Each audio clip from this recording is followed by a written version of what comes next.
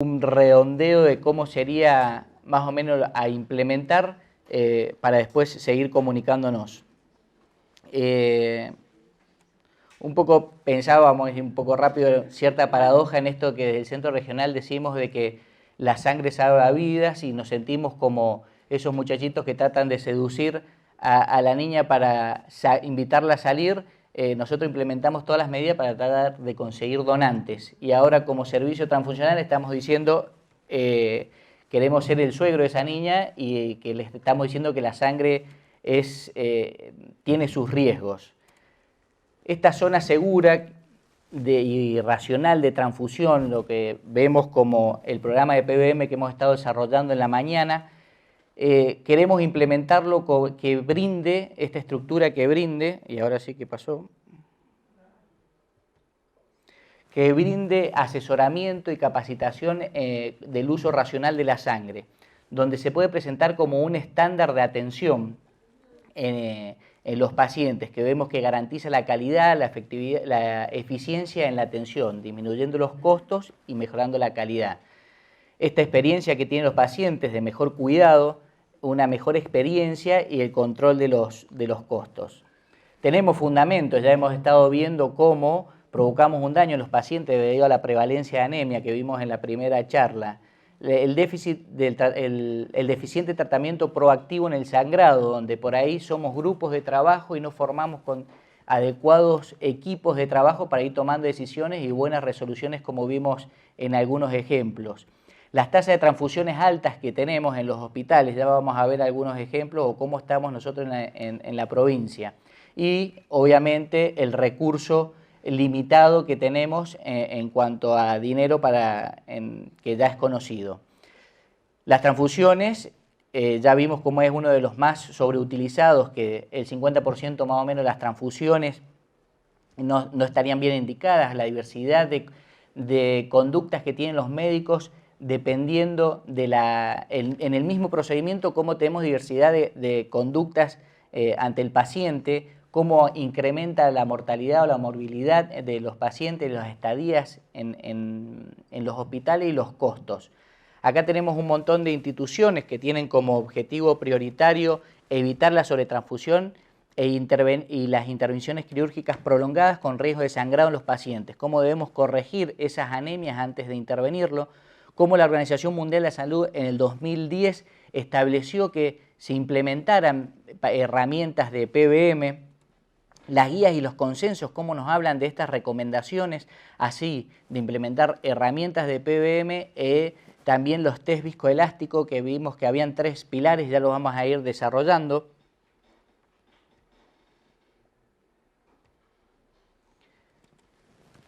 Este es el trabajo más grande que hay para darle de un equipo australiano, donde recopilaron datos de 4 hospitales, Australia Occidental, que ya hizo mención Alicia en la primera charla, algo para que noten cómo ven en el gráfico, en el 2008 tomaron medidas y herramientas de PBM, cómo en 2008 empezó a disminuir la producción de glóbulos rojos y en la zona gris ven los habitantes que teníamos, que sigue incrementando la población y disminuyen con herramientas de PBM que implementaron en el 2008 la producción de transfusiones. Y así también las tasas de transfusiones cada 1000 habitantes. ¿Qué es lo que vieron en este trabajo de 6 años? Cómo, y también hizo mención Alicia, la reducción del 28% de la mortalidad, el 15% de la estadía en los hospitales, la disminución de las infecciones, la disminución de la incidencia de infarto y de ACV, y la disminución de esta producción de glóbulos rojos del 41%. Este es un trabajo prospectivo donde querían evaluar si era efectivo y eficiente la implementación de PBM. Como una planilla que tenían que llenar los cirujanos, acuérdense, ya vamos a ver que hay 3 pilares, había una planilla donde tomaban conductas en cada uno de estos tiempos del perioperatorio y llenaban estas listas y lograban los objetivos que veían, que si bien la transfusión era una intervención salvadora, provocaba riesgos a corto y largo plazo, entonces debía verse en forma individual cada conducta en los pacientes. Acá vemos mucho cómo son los trabajos que hay que implementarlo, que dicen que hay que implementarlo, pero poco en cómo hay que implementarlo. Acá tenemos guías, y que ya están las guías europeas, cómo tenemos ciertas fichas y lineamientos para ir implementando con 4 principios rectores de PBM que han ido desarrollando: el manejo de la anemia, el manejo de la coagulación, esa indicación centrada en el paciente y esa intervención del paciente en la decisión de la transfusión. Las guías que tenemos, guías para implementarlo en los hospitales y en las autoridades sanitarias, donde van estableciendo y resaltan la importancia de PBM como estándar de atención para mejorar la seguridad del paciente y los resultados clínicos. Un poco acá en la provincia de Mendoza algunos datos, del 2016 al 18. Como acá vamos notando cómo la producción de glóbulos rojos, los donantes, se van incrementando año a año. Como mostraban las otras gráficas en Australia, por ejemplo, que hasta el 2008 que tomaron algunas herramientas, incrementaban esta producción de glóbulos rojos. Acá las transfusiones también, como del 2016 al 2018 fueron incrementando las transfusiones, van incrementando las transfusiones acá en la provincia. Acá está separado por hospitales, la intención es implementando esto en los hospitales en el Lago, Central y Noti, entonces una referencia de cómo son. No vamos a disminuir, a determinar cada una, pero bueno, tenemos que saber que estas diferencias también es por la población que atiende cada uno. Acá también, bueno, las tasas y las transfusiones, ¿cómo son? Las tasas de transfusiones en el Central más alta y que el 10% más o menos de los pacientes se transfunden, siendo en el Hospital Noti y en el Lago un poco más baja, una tasa de transfusiones del 4%, y vemos cómo reciben alrededor de 4 unidades cada uno de estos pacientes, en los cuales también tenemos datos provinciales, como en la provincia, tenemos 24 hospitales, 14 con servicios transfusionales, y todos esos vemos alrededor de 90.000 pacientes y 5.000 son los que fueron más o menos transfundidos. En la provincia una tasa de transfusión del 5,5%, donde reciben más o menos 3 unidades cada uno de estos pacientes. Hay datos y, como vamos a ver, sin mediciones no logramos tener un crecimiento. Entonces la intención de estos programas es tener bien documentado y ir poniendo en evidencia cómo nos estamos comportando. Algunos datos que vemos: nosotros implementamos el sistema informático en el 2017 y en el 2018 recién podemos sacar verdaderamente bien los datos. Como tenemos en blancos, van a ver los muñequitos, los dibujos, cómo no están sin ninguna representación, que nos faltan datos. Sí tenemos datos de mortalidad y de estancia, que son parámetros que tenemos un punto de partida para ir viendo cómo mejoramos e implementando estas medidas. Una proyección: en el 2018 hicimos un análisis de costo, viendo cuánto era cada uno de estas, cuánto nos salía del centro regional y a los hospitales cada mililitro de sangre que producíamos.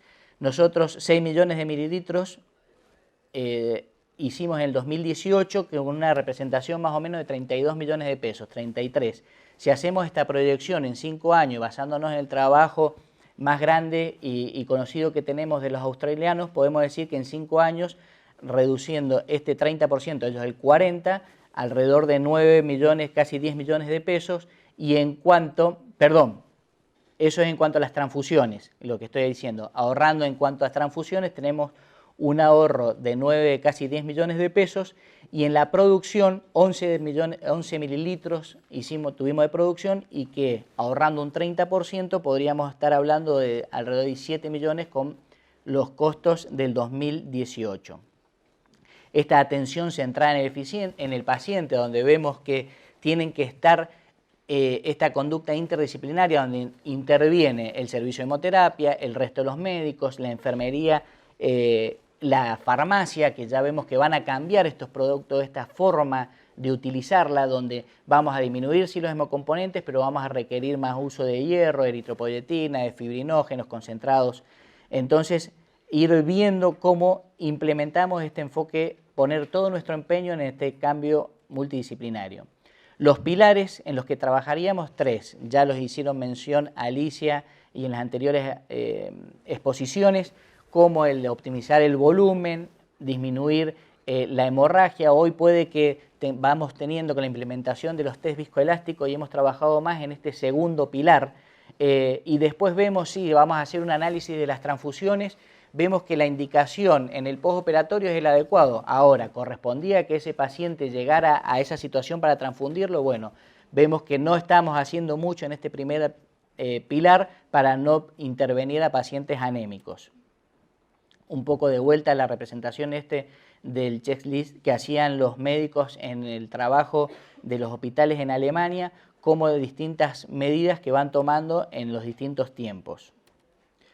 Una infraestructura, esto sería más o menos el ideal a implementar, y cuando hablan también en estas formas de cómo implementarlo, no es un todo o nada, sino que son distintos pasos que hay que seguir y ir documentándolos. Y el éxito está en ir cumpliendo los pequeños pasos. No es un todo o nada, sino trabajar continuamente, desarrollando una estructura y los pasos que hay que seguir de a poco y en forma determinada.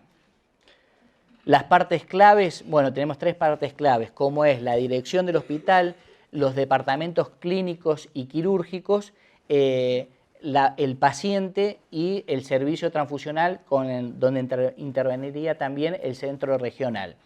Ir viendo cómo se va implementando, siguiendo ciertas directrices los médicos, brindando, digamos, todos estos ítems que hay que ir tratando de ir cumpliendo y asegurando de que el programa se perpetúe en el tiempo y que nos aseguren desde la dirección poder realizarlos. Teniendo en cuenta todo esto que decimos, bajamos los costos y mejoramos la calidad de los pacientes. Un dato por ahí un poco más a tener cuidado, vimos cómo la implementación de los pilares, no hay un pilar más grande que el otro, o cuál de estas partes claves es una más importante que la otra. Sí puede que tengamos que tener una cuestión, un cuidado en especial en esa información o cómo la vamos a ir haciendo en los pacientes. A ver, esto es, que dijimos, un trabajo interdisciplinario en los cuales colaboramos y trabajamos todos para ir implementando esto y la mejor forma en cómo la podemos hacer en base a la evidencia que les mostré antes en cómo poder realizarla. Hay acciones para tomar, habíamos dicho, establecer un sistema de reporte continuo e interno y la evaluación comparativa. Todas estas tasas de transfusiones, los índices, la cantidad de días que están internados, la mortalidad, qué sangre usamos, cómo la usamos, qué unidades salen del servicio, después vuelven, cómo son los pedidos que se hacen. Todas estas conductas requerimos ir documentándolas y después mostrar lo que logramos a corto plazo y qué medidas vamos tomando para ir corrigiéndola o en base a estos listados de conductas en estos bloques que podemos llegar a definir según estos 3 pilares que tenemos para ir tomando conductas. Esto no es nada nuevo, digamos, la situación en la que estamos en cuestiones de medicina, que no tenemos registro ni muchas evaluaciones. Y para terminar, hay una forma y una metodología para hacer esta de gestión del cambio. En los servicios de hemoterapia para nosotros es un nuevo paradigma. Podemos decir que para el resto de los hospitales es algo nuevo para implementar, un nuevo concepto en los cuales debemos trabajar todos para poder implementarlo.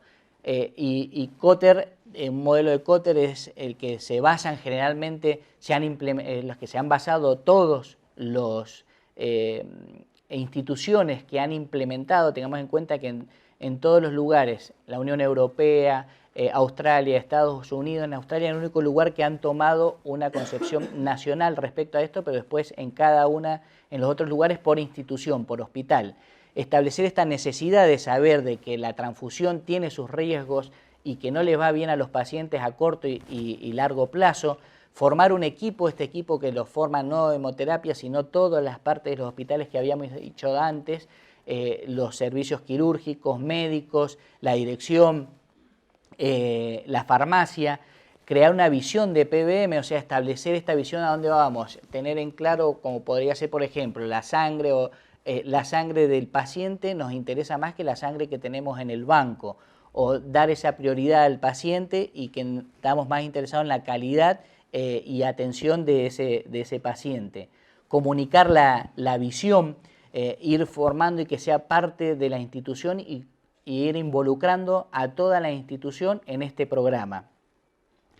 Ir removiendo los obstáculos, ir viendo las metas e ir mostrando metas a corto plazo para ir demostrando la eficiencia que vamos teniendo, ir atreviéndonos en el mismo equipo a que tomen riesgo, a que vayan tomando conductas de cambio, y esto de anclar PBM en la cultura organizacional, en la misma institución, ir viendo cómo vamos involucrando a todos los partícipes del hospital. Como conclusión, una administración cuidadosa de la sangre logra reducción significativa en el uso del producto sanguíneo y mejora la evolución del paciente. El implementar un programa de PBM disminuye los costos e incrementa la calidad de atención en los pacientes. Implementar un enfoque centrado en el paciente multidisciplinario, incluyendo el total del personal de los servicios. O sea, cómo un poco, y perdóname la velocidad para ir desarrollándolo, cómo esto es ir dejando más que nada la inquietud en las otras charlas que fuimos desarrollando, ir viendo que tenemos herramientas y cómo se ha ido demostrando este uso de la sangre y que va teniendo sus beneficios no solo para los costos que son muy limitados, sino en que les va mucho mejor a los pacientes y eso es de interés para todo el sistema de salud. Y tener bien en claro donde cada participante debe ir siguiendo ciertas directrices e ir involucrando a todo el personal de cada uno de los servicios. Es el desafío que tenemos. Consideramos que estamos en una situación y en un lugar de una gran oportunidad para poder implementarlo esto en la provincia en base a todo esto que han visto en las charlas de esta mañana, y la cosa es ir trabajando todos en conjunto para implementar todas estas medidas. Y súmense como donantes voluntarios, volvemos a la primera charla, que pueden salvar hasta 4 vidas, y muchas gracias por la atención de ustedes, y la intención era redondear lo que han visto antes.